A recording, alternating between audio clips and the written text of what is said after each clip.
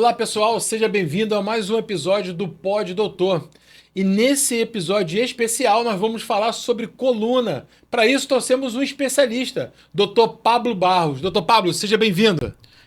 Obrigado, Rodrigo. Assim, um prazer estar aqui conversando com você, falando com toda essa audiência. Falar um pouquinho hoje sobre coluna, né? Falar tanto sobre as doenças, as patologias de coluna, como também sobre os tratamentos de coluna.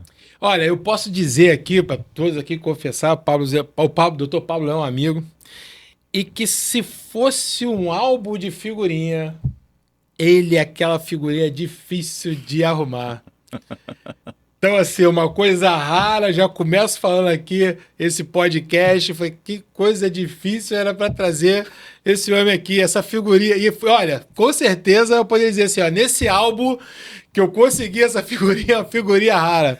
Obrigado aí por ter aceitado aí esse convite, né? Tenho certeza que a gente tem muita coisa para bater o papo, para poder falar e trazer conhecimento para aqueles que, né, não têm oportunidade, às vezes não sabem, que às vezes vai pagar uma consulta para ir no médico e não sabe nem o que vai perguntar, porque Sim. tem as dores, e aqui tem oportunidade de esclarecer isso.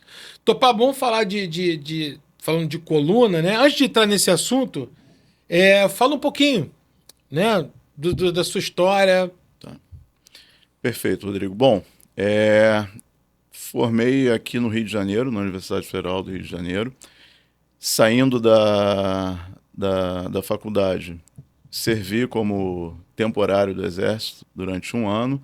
Já tinha trancado a residência de ortopedia, né? Fiz residência de ortopedia depois no INTO, né? Instituto Nacional de Traumatortopedia. Ingressei novamente nas Forças Armadas, dessa vez como, né, oficial de carreira. E aí, por conta disso, acabei saindo do Rio. Permaneci um período fora do Rio, onde concluí também a especialização de coluna. E voltei. Voltei em 2020, né? Tem praticamente 6 anos que estou de volta aqui no Rio de Janeiro. E trabalhando tanto, né, no meio militar, né, no Hospital Central do Exército, quanto no meio civil, né, como consultório, né, atendimento, cirurgias em hospitais particulares, e vejo um pouquinho dos dois lados. Eu queria entender, assim, né, falou tanto aí do exército, né? E assim, a vida, né, militar como médico, tem um médico, né? O civil, vamos dizer assim, né? Atendendo os pacientes. Doutor Pablo faz alguma outra coisa que eu não saiba? Ele joga bola, ele surfa. O que eu sei de hobby do Doutor Pablo, e eu vou falar aqui pra gente quebrar o gelo, o cara tem uma playlist absurda que tu fala assim, caramba, como é que pode o cara ter uma playlist além do gosto musical que você tem? É um muito bom gosto, a gente, né, já compartilhou. O que Dr. Pablo Barro faz? Joga bola, pô, solta pipa. Cara, não, eu só fico em casa mesmo. Realmente o tempo para essas atividades tem sido um pouquinho escasso. Eu tenho me dedicado mais à atividade física para manutenção, que é o que eu oriento para os meus pacientes, né? Fortalecimento muscular, uma atividade aeróbica para condicionamento físico. E minhas músicas, né? E tu gosta da... Eu gosto. Tenho a famosa playlist Cirurgia Infinita, né? Cirurgia Infinita. Cirurgia Infinita, isso mesmo. Essa aí é imperdível aí para quem gosta do Spotify, curtir isso aí e falar, caramba, o cara, né, curte isso aí. Bom, sobre cirurgia, né? Sobre essa palavra, né? Muita gente se assusta. Sim. Isso o paciente ele chega no consultório hoje, né? Hoje com a popularização, se eu posso dizer assim, da palavra minimamente invasiva, ajuda os pacientes a chegarem mais no consultório porque ele entende que seria o que é menos doloroso ou a recuperação é mais rápida, ele vai no teu consultório? Sim, né? É fato que alguns pacientes que anteriormente nunca pensariam em procurar o cirurgião para questionar sobre um tratamento cirúrgico, com o advento das técnicas minimamente invasivas, entre aspas, tomaram coragem, né, de procurar o médico e conversar sobre isso. Assim, é importante deixar claro que nem todo caso, nem todo paciente tem indicação de um procedimento minimamente invasivo, né? E é aquela questão, é avaliar o paciente, né, avaliar os exames desse paciente, checar se aquela é a melhor indicação ou se pode ser uma Esgotar indicação. o tratamento, porque pode ser um conservador também, dependendo Sim, do sim. paciente, né? Eu costumo conversar com os pacientes, né, e uso até o exemplo, né, como se fosse a gente vai subindo uma escadinha, né? Essa escadinha ela começa ali com um tratamento conservador, medicação, fisioterapia, quando possível e quando esse paciente tolera o fortalecimento muscular. Se a gente não consegue um bom resultado com esse tratamento inicial, a gente sobe um degrauzinho dessa escada. A gente pensa nos procedimentos minimamente invasivos, de filtração, bloqueio, risotomia, né? E aí, se a gente conseguir descer novamente um Sim. degrauzinho e voltar ali para a medicação, fisioterapia, ou ele ficar sem dor, a gente atingiu o objetivo. Se não, a gente já começa a pensar em subir para um terceiro degrau. E a gente, dependendo do caso, dependendo da patologia, a gente tem alguns procedimentos menos invasivos, né? Cirurgia videoassistida, né? Endoscopia de coluna é um exemplo. Outras modalidades que não são videoassistidas, mas são minimamente invasivas, a gente tem essa opção. E, em último caso, a gente vai ali para o topo da escada, Uhum. que é a cirurgia aberta, a cirurgia, né, que os pacientes chamam, né, mais antiga, entre aspas, que não é verdade, né? Sim. Mas eu sempre uso esse exemplo da escadinha. Gente, ó, vai começar o Vamos tratamento, junto, vamos junto, né? Dá a mão aqui, que vamos lá, vamos subir essa escada. Se a gente precisar parar no meio, a gente desce, não para, tem problema nenhum. Se a gente precisar chegar até o final, a gente continua junto, estamos tá aqui, vamos junto, resolver. é isso aí. O paciente, é comum do paciente chegar no teu consultório assim doutor, eu já sei o que eu tenho. Aí tu fala assim, pô, mas tu já sabe, então pra que tu veio aqui, né? Primeira pergunta. É... Não, porque eu vi do doutor Google, que agora eu já chamo doutor Google. Doutor Google, né? Doutor Google. Ele já tem ali. E quando ele não entra no GPT, e essa é a grande verdade, para ele dar todo o diagnóstico o que ele deve fazer. Sim. Tem sido mais frequente isso, tendo consultório? Sim, é bastante frequente, né? Aquela questão, o paciente não é incomum, né? O paciente, ele começa com um quadro de dor ou, né, qualquer outro sintoma, procura a emergência ou procura um médico não especialista, acaba saindo com um pedido de uma ressonância, só que Sim. junto da ressonância vem o recado, a orientação. Olha só, quando o exame fica pronto, você procura um especialista. E ele sai dali, faz o exame e fica perdido, porque ele não vai voltar naquele médico que pediu o exame para tirar as dúvidas, para ter uma orientação, né, do caso dele. Sim. Às vezes, na grande maioria das vezes, continua ainda com dor, continua com sintoma. E aí, o que ele faz? Ele abre o exame, vai ler o laudo e vai para o Google, para o chat GPT e começa a confusão, digamos assim, né? Porque qual é a grande questão, né, do Dr. Google ou do chat GPT?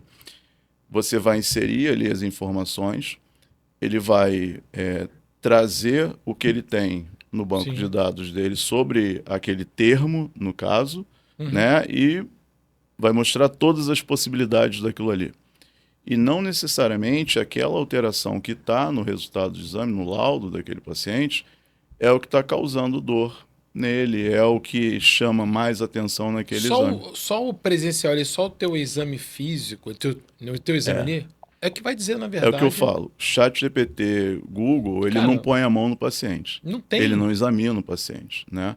E é aquela questão, gente, gente que faz, né, consultório, né, vê o Dia a paciente dia. dia a dia, principal, é você botar a mão no paciente, né? O paciente chegou, você ouviu a queixa dele, na queixa dele você Tem uma já ideia. tem uma ideia, ó, eu vou por aqui. Depois vai examinar o paciente, você, né, já tem na sua mente a origem da dor, de onde está vindo aquele sintoma. E aí você complementa isso com a imagem, né? Com o exame, com a ressonância, que é o exame complementar. E não é incomum, às vezes, esse paciente, por exemplo, tem uma dor que irradia pela perna, né? Ele não está muito bem definido se aquilo ali é uma ciatalgia, se é uma dor de origem facetária, o Ele que sabe que é. a dor ali Espalhou para a da perna é o nervo perna ciático. é o ciático. Espalhou para a perna é o nervo ciático. E aí você começa a conversar com esse paciente, põe ele na mesa de exame, examina ele, ele vem com uma ressonância de coluna, às vezes com uma protusão, um abaulamento, ele já diz que tem uma hérnia, que viu que tem 2 hérnias na coluna dele, e quando você bota a mão no paciente, o paciente Não tem tem. uma dor do quadril, né, que não tem uma relação. Da sacroiliaco ali, Ou principalmente do quadril. Tem uma eu dor, acho. assim, tem uma patologia que a gente chama que é síndrome do trato iliotibial ou da banda iliotibial. Uhum. E aí pode dar uma dor que irradia ali pela face lateral, posterolateral da coxa e passa como se fosse uma ciatalgia para vários pacientes. Então ele fica com aquilo na cabeça achando que, minha dor é do ciático, a dor é do ciático, e às vezes não é, né? Então tudo isso você tem que juntar aí essas peças, montar esse quebra-cabeça, conversar com o paciente, explicar. E aí uma coisa que em alguns casos durante o exame você mostra, olha, essa manobra aqui eu estou fazendo para testar tal coisa. No seu exame, fala que tem essa Tem, alteração, mas mas aqui na manobra aqui não deu. não deu, né? E aí, com isso, você vai orientando o paciente e direcionando o Você está falando tratamento. aí que né, você conversa ali com o paciente, né, orienta, entende a dor, né? E não é só o paciente, é o familiar também que está acompanhando, né? Você acaba tratando ali.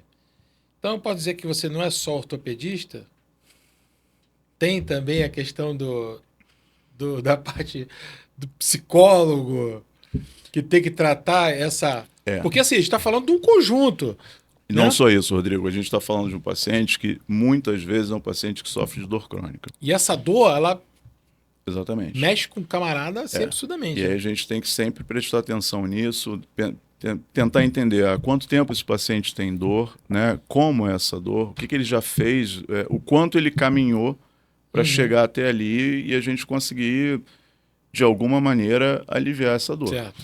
Né? E, por vezes, a gente acaba realmente, né, conversando com o paciente, conversando com o familiar, tentando achar uma maneira de amenizar ali o sofrimento da maneira que a gente pode, com É. certeza. Chega aquele paciente e fala assim: meu caso é cirúrgico e não é. Paciente. Chega. É uma coisa que eu, assim, às vezes, né, o paciente fica até espantado. Ele vem com indicação, olha só, passou já em algum outro colega, às vezes que não é especialista de coluna, ou Que então, acontece? né, fala assim, olha, seu caso é cirúrgico, procura um cirurgião. E aí chega, a gente examina, conversa com o paciente, vê os exames a não ser aquele paciente que tem um quadro, um déficit neurológico, alguma coisa que justifique uma cirurgia. De cara, eu viro e mexo, converso com ele e falo assim, olha só, eu dificilmente vou te indicar uma cirurgia de cara, não te conheço. Vamos tentar, vamos tratar? E aí a gente tenta um pouquinho o tratamento conservador, Sim. pensa em alguma coisa menos invasiva, uma E tira isso da infiltração, um cabeça bloqueio. dele, porque ele vem com um pensamento, cara, que não tem indicação imediata, Exatamente. tem outras Existem abordagens. casos que não tem jeito, a gente tem que indicar o tratamento Sim, cirúrgico, ponto. claro. Mas aquele que às vezes já vem convencido que é cirúrgico, mas não Mas tratou adequadamente. O principal é isso, Rodrigo. É aquele paciente que tem uma patologia de coluna, tem essas alterações, mas está sendo mal conduzido. E aí ele se convence que tem uma indicação de cirurgia porque ele foi maltratado, né? E aí a gente tenta otimizar esse tratamento para ter certeza, não, realmente tem indicação, não melhorou, então vamos operar. a verdade é que tem um caminho a se percorrer, Isso, é a escadinha, né? Ou a escada, né? Ali né? e tudo, que precisa e o paciente precisa entender. Há aquele caso, e aí eu queria que você comentasse, que é de urgência. Sim. Que, cara, tem que pegar e operar. O que define isso, a urgência?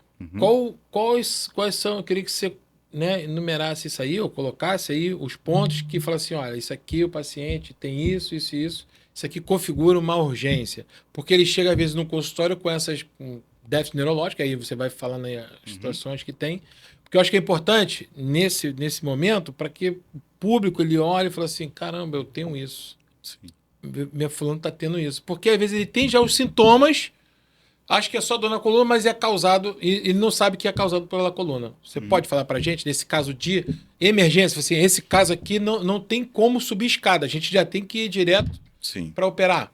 Assim, primeira coisa que a gente pensa são aquelas fraturas, né? As fraturas que acabam cursando com uma instabilidade muito grande da coluna ou algum nível de compressão medular ou radicular que determina um déficit neurológico. Então, assim, o paciente tem uma fratura, essa fratura é De vértebra, de vértebra, né, cervical, torácica, lombar, está comprimindo ou uma raiz nervosa ou a medula, e em função disso está determinando uma perda de função, né? O pé não mexe mais, ou então se for uma fratura cervical, o paciente fica para ou tetraplégico. Nesses casos, a gente não tem outra saída senão o tratamento cirúrgico. Existem outras situações de alterações ditas crônicas que por algum motivo podem agudizar, e essa agudização pode levar a um déficit neurológico. Às vezes o paciente tem uma discopatia degenerativa e aí acaba durante algum momento da vida, por algum motivo, tendo fazendo uma hérnia de disco sim. ou algo do tipo, e essa hérnia pode comprimir uma raiz nervosa ou a medula.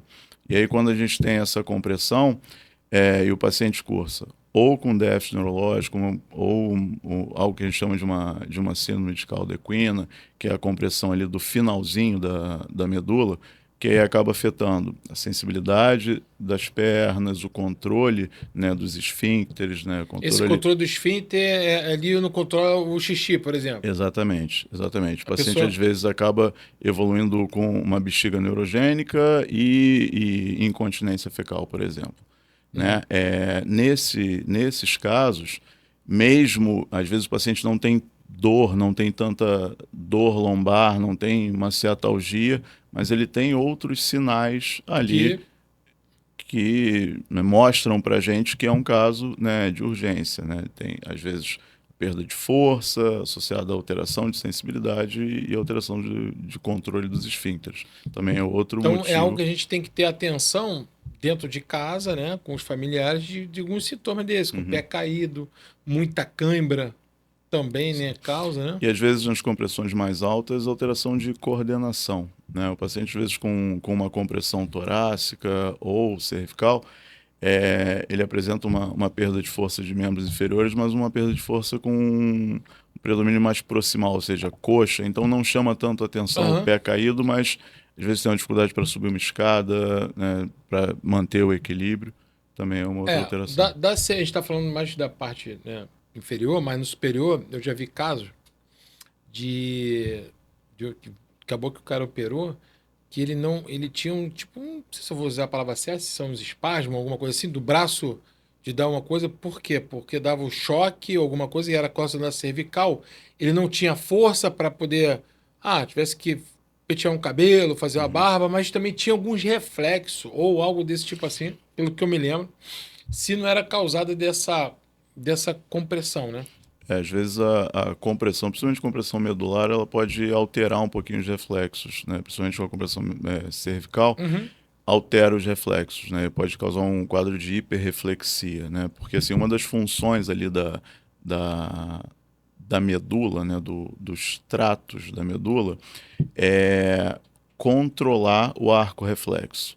Então é como se a gente tivesse aquele reflexo que vem do nervo periférico.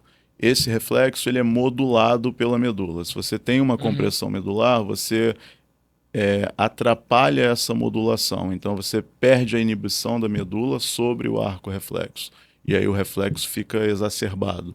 E isso às Sim, vezes pode acontecer. Às pode vezes um acontecer. estímulo pequeno no braço pode gerar um reflexo grande. Isso Uhum. pode acontecer. Falando sobre, né, a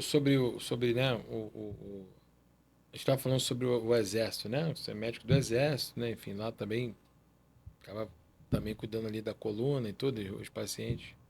Os pacientes são a mesma coisa? Ou tem diferença do paciente do militar? Não. Paciente é paciente, qualquer lugar? Exatamente, paciente é paciente. E assim, e nas Forças Armadas a gente tem é, um, assim, todo tipo de paciente. A gente tem desde do militar da ativa, que ele vai Sim. sofrer mais, paciente jovem, que vai sofrer mais. E tem que botar ele para ativa, né? Para ele voltar a Exatamente, trabalhar, tem que né? manter Tem que a manter ele. rigidez dele, Aham. né? E é o paciente que a gente vê mais o paciente que sofre de trauma, né? Às vezes é a fratura de coluna por um acidente de Definitivo. salto, né? Do E acontece, né? paraquedista, acontece. Às vezes, acidente de moto, Muita coisa. Aumentou muito, muito, na verdade, no Rio de muito. Janeiro. No Rio de Janeiro, e assim, são duas coisas que assim, dentro da unidade militar, todo comandante tem pavor. É moto e futebol. Ah. Que assim, é o acidente de moto Porque que... os caras não jogam nada, já começa por aí, né? E... E quer jogar final de semana alguma coisa e rebenta e fica fora do serviço. Exatamente. Então, moto, futebol. E assim, primeira coisa que faz quando começa a ganhar um dinheiro é comprar uma moto. Ah, tá. Né? E aí sofre Cara, acidente, isso aí. Né? E não é incomum a gente O receber índice é paciente... altíssimo nas emergências, né? Você já trabalhou em emergência, Sim. no Lourenço Jorge, né? Enfim, Foi. ali. E eu lembro, né? Um tempo atrás. E, cara, e ainda mais era final de semana, né? Que você fazia. Que é onde o índice sobe muito. Começa sexta-noite Começa ali, sexta-noite e vai embora, vai vai até embora. domingo. E assim, e são um risco, e são. E aí as fraturas, né? E como é que é esse tratamento da fratura? Quebrou, porque assim, quebra a coluna, e pensa assim, cara, eu vou parar de andar, né? Uhum. Hoje, lógico, né? Tô falando, tem um acidente de alta energia, que aí o cara assim pode sofrer ali um problema na medula, alguma coisa, mas tu fala assim, o cara fraturou, caiu, bateu, fraturou uma vez. Como é que é hoje o tratamento disso? Desse tratamento de fratura, tanto para o jovem ou para o idoso? Porque Sim. o idoso, se você quiser falar até mais do idoso, acho que vale a pena, porque há muita fratura, e aí quiser até pegar aqui, né, do corpo vertebral, né, do idoso, que o osso ele é mais osteoporótico, né? Então é mais fraquinho. Uhum. E essa aqui, como é que é hoje você vai fazer para poder restaurar essa parte? Sim, a gente quando pensa em tratar uma fratura de coluna, a gente tem que pensar basicamente em duas coisas. O quanto essa fratura determina instabilidade para a coluna e se há ou não comprometimento da função nervosa, ou seja, se essa fratura gerou algum fragmento ou alguma lesão do disco que vá comprimir a medula ou as raízes. E aí, baseado nisso, a gente acaba delineando aí o tratamento desse paciente. Então, assim, o paciente que tem uma fratura que não gera instabilidade, não tem comprometimento neurológico, na grande maioria das vezes, acaba sendo tratado de uma maneira conservadora. E pode ser usado colete, né, em alguns casos, um colete mais rígido ou menos rígido. Quando a gente tem uma instabilidade muito grande, associada ou não a uma compressão medular, a gente começa, medular ou radicular, a gente já pensa na indicação de um tratamento cirúrgico, né? E aí, a ideia básica do tratamento cirúrgico passa pela estabilização e pela descompressão. Então, se o paciente tem uma fratura que gera uma instabilidade, a gente vai estabilizar essa fratura. E aí a gente usa os parafusos, hastes, para fazer uma artrodese. Exatamente. No idoso, a gente já tem uma outra situação que é mais comum, que é a fratura por insuficiência. Esse osso é um osso que, na maioria das vezes, é um osso osteoporótico, né? E você falou de alta energia. É o paciente que faz uma fratura, um trauma de baixa energia. Às vezes é o paciente que, às vezes, sentou de mau jeito, faz uma fratura por compressão vertebral, porque aquela vértebra é mais fraca, digamos assim. E aí a gente acaba avaliando as duas coisas também, o quanto isso gera de instabilidade e principalmente compressão. E aí no idoso a gente já tem no idoso, né? Porque esse tipo de fratura é mais comum por insuficiência. A gente acaba pensando em uma outra possibilidade ali de tratamento, que é a gente chama de um preenchimento ou substituição vertebral. É pensar em injetar uma substância dentro daquela vértebra para, às vezes, ganhar um pouquinho de altura. Se quiser até usar Tá. aqui como que eu acho que vale a pena. E aí é que quando a gente tem a fratura, essa parte aqui da coluna, que é o corpo vertebral, é como se ela achatasse, né? E aí, quando essa parte da vértebra ela achata, a gente pode lançar mão de alguns procedimentos que restauram a altura dessa vértebra e a gente preenche o corpo vertebral, né, que a gente chama de um cimento ósseo, né? É um material, é um polímero que faz esse preenchimento, ele seca dentro da vértebra e dá essa estrutura que foi Você precisa perdida. subir essa altura desse. É, Elevar essa altura, né? exatamente, Porque né? ele foi achatado, porque ele sofreu ali um colapso, vamos dizer assim, a Uhum, palavra, né? isso aí. E aí ele baixou, esse corpo ele tem um tamanho ali, e você precisa recuperar essa altura dele Uhum. para dar estabilidade na coluna. A gente pensa nesses casos quando a gente tem uma instabilidade, uma estabilidade preservada ou relativamente preservada, e o que a gente precisa é ganhar novamente essa altura. Porque se a gente tiver muita instabilidade, já não é a melhor indicação. A gente já tem que pensar Sim. em restaurar restaurar essa estabilidade fazendo a artrodese. Então, para aqueles casos que a estabilidade está preservada, mas você tem uma perda importante de altura, que mais para frente pode gerar algumas alterações biomecânicas na coluna, né? Que, por exemplo, a gente perde a curvatura normal da coluna e isso vai ter que, mais para frente, gerar uma compensação do paciente. Às vezes dá alteração do padrão de marcha, causa dor crônica. E também essa perda de altura, às vezes, pode acabar comprimindo um pouquinho a raiz, porque você perde, né, Pode apertar aquela. Exatamente. E aí, essa é um pouquinho da diferença da fratura no idoso. E aí, voltando lá para a questão do meio militar, a gente acaba vendo tudo isso, né? Porque tem tanto o militar da ativa jovem, que vai sofrer esse trauma de alta energia, quanto tem os dependentes e o próprio militar já reformado, que já entra nesse perfil de paciente com osso mais osteoporótico, digamos assim. Há pouco tempo eu vi um caso de uma avó de um amigo meu, já com uma idade muito avançada, de seus quase 100 anos, né? Mas muito ativa, inteira. E aí, olha que situação, ela foi sentar na beira da cama e sentou. Escorregou um pouquinho. Escorregou. Passou direto ali. E ela bate, né, no chão, um osso. Uma pessoa de 100 anos, né? Imagina. E aí, essa parte da coluna subiu e veio. Subiu essa parte da coluna toda dela. Tudo muito. Apesar dos 100 anos, mas um osso praticamente fraco. E aí subiu como se fosse um espeto. Foi lá e pum, desligou ela. Ela morreu ali. Não é uma coisa comum, Não. um relato desse, mas cuidados que a gente tem que ter com o idoso, né? Para essas quedas, essas coisas, do que pode causar. Esse caso foi um caso, né? Ele, né, conversando comigo e falou, foi semana passada sobre isso. Eu falei, cara, mas como assim? Ele falou, cara, ela foi sentar na cama, desceu e subiu nessa fratura o osso que. Fez uma compressão cervical alta, né? Provavelmente fez uma compressão de Isso tronco. pode acontecer, Pode. teve.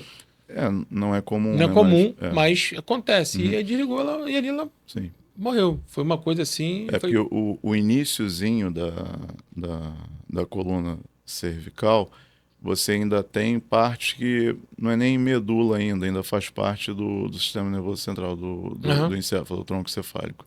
E aí controla as funções vitais ali. Então, se tiver uma compressão nesse nível, pode acontecer. Bom, vamos seguir aqui. Vamos falar de centro cirúrgico. Beleza. Dia a dia do cirurgião ali. Né? Doutor Pablo. Fala. Esse paciente foi lá, passou, se acompanhou, subiu escada, desceu. Vamos subir mais um pouquinho, desce, pega na mão, caminha. Tudo certo. O paciente falou assim: olha, doutor Pablo, eu tô com o senhor, vamos caminhar, vamos para a cirurgia. Doutor Pablo explicou tudo. Olha, vai acontecer isso. Você vai internar, né?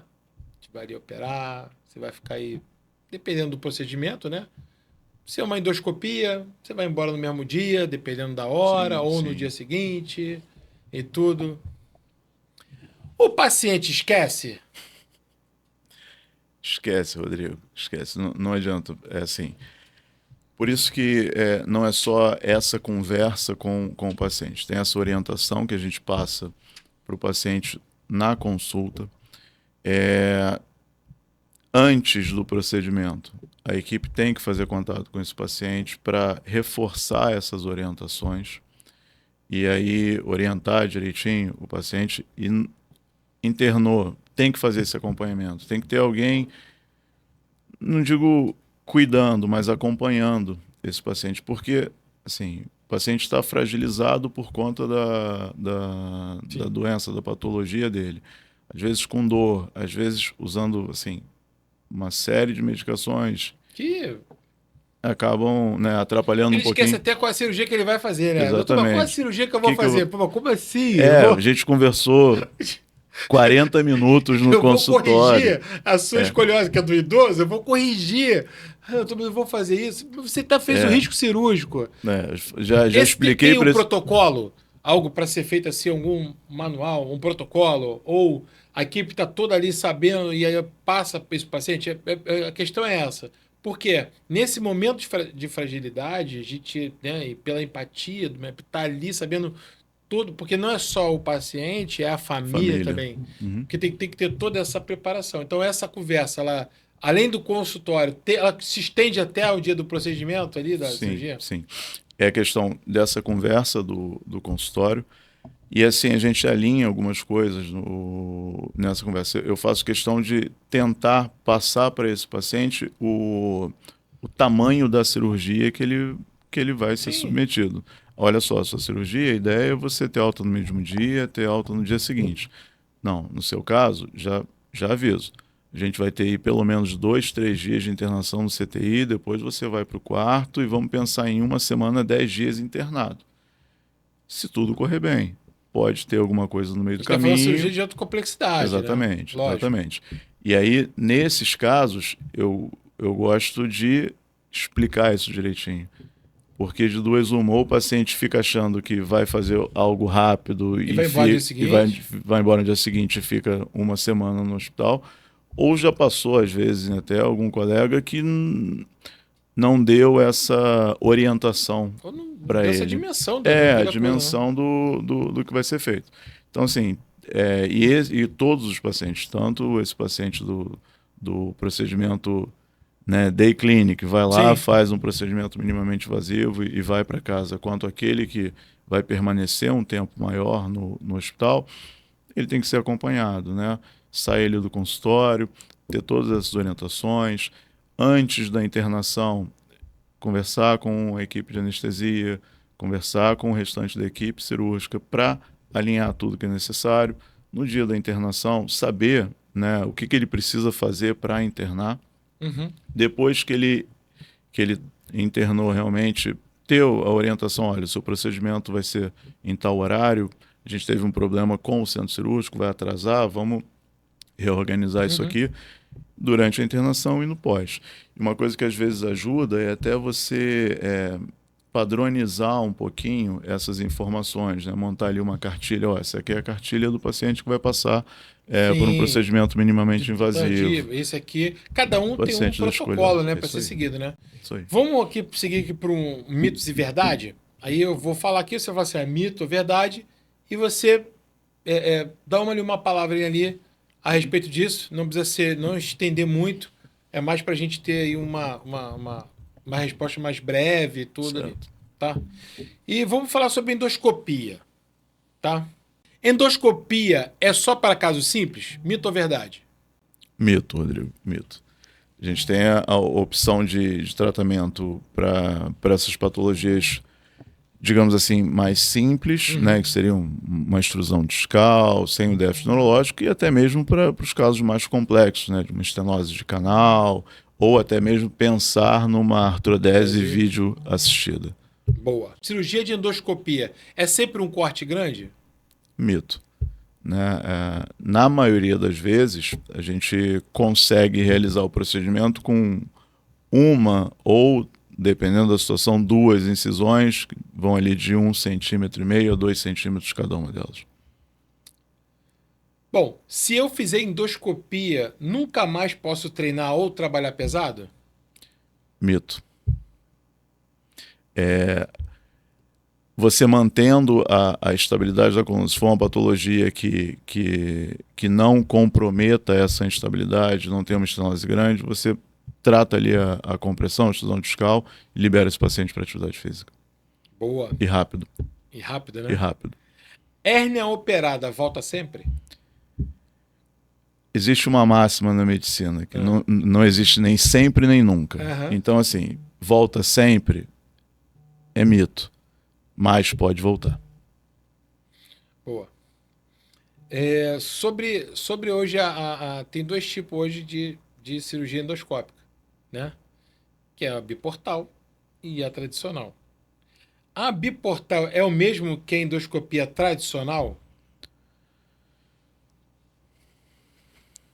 Mito ou verdade, né? É. Mito.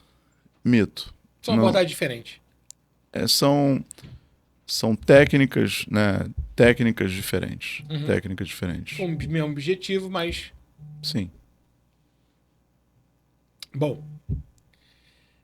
Na endoscopia, dá para operar hoje e voltar rápido para a vida normal? Eu operei, fiz a endoscopia, amanhã eu já começar já com... A gente, na maioria das vezes, pede para o paciente, né, fazer repouso durante algum tempo para cicatrizar aquela agressão que é feita da cirurgia. Mas uma das vantagens da técnica é exatamente essa. Menor agressão tecidual e uma recuperação mais rápida. Bom, vamos lá para a última. Se fizer endoscopia uma vez, terei que fazer o resto da vida? Não. Lembra lá da escada? Então, a endoscopia está ali é um procedimento intermediário. Então, às vezes faz uma vez, em alguns casos tem indicação de uma nova abordagem, uma recidiva, a gente vai avaliando esse paciente. Se for necessário, a gente sobe um degrau, a gente fica nesse degrau, volta um pouquinho, desce a escada, depende. O que o senhor pudesse deixar agora, a gente está aqui já encerrando o nosso podcast, você poderia deixar de recado aí para o pessoal que hoje tem dor lombar, porque muitas vezes a pessoa fica protelando. E aí, como é uma doença degenerativa, né, isso só pode piorar. E isso, às vezes, de um problema que você trataria conservadoramente, você acaba tendo que fazer o procedimento. Então, o que você deixaria aí para o pessoal que está nos assistindo, para o nosso público, né, que vai ouvir esse podcast, que tem uma dor nas costas? Que recado você tem para deixar para eles? Bom, Rodrigo, primeira coisa, não sou inimigo do Dr. Google, nem do ChatGPT, mas o que acontece? O mais importante é entender que boa parte da população vai, em algum momento da vida, passar por a experiência, né, de uma lombalgia, de uma dor lombar. E a questão é, alguns pacientes vão experimentar essa dor, vão evoluir por um quadro crônico e alguns pacientes vão precisar de algum tipo de procedimento. O mais importante, procurar orientação, né? E com essa orientação, passar com um ortopedista, com um neurocirurgião, se for necessário com um cirurgião de coluna, e aí ser acompanhado, ser examinado, ver se tem necessidade ou não de algum exame complementar e tratar. É isso. E o principal, você falou, são alterações degenerativas. Essa degeneração ela passa por fases, né? A gente tem fases da degeneração discal que são fases mais sintomáticas. E se o paciente passa por essas fases mais sintomáticas, consegue ficar bem, ficar sem dor, ele, na maioria das vezes, entra numa fase de estabilidade da discopatia degenerativa, já não incomoda tanto, o organismo já encontrou maneiras de compensar. Né? Exatamente. E talvez não precise de nenhum procedimento na coluna, entendeu? Doutor Pablo, obrigado aí Nada, eu que agradeço. Pô, foi bom demais esse nosso papo aí, essa tarde aí.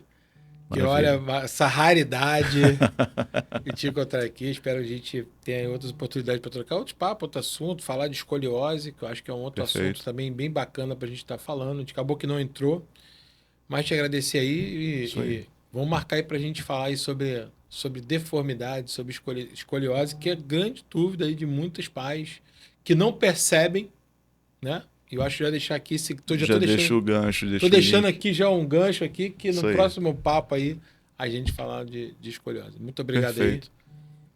Eu que agradeço, Rodrigo. Foi, assim, gostei bastante da conversa, né? E animei, querendo o próximo Querendo o agora. próximo, Gostei, né? gostei. E é isso aí, pessoal. Então, acabamos aqui mais um Pod Doutor, mais um episódio do Dr. Pablo Barros. Foi um episódio muito bacana, um bate-papo. E se você gostou desse conteúdo, segue a gente lá no Instagram, poddoutor_br. Compartilhe esse vídeo, que é importante. Aqueles que não conhecem, compartilhe com seus amigos. E é isso aí. Pod Doutor, a ortopedia como você nunca viu ou ouviu. Forte abraço.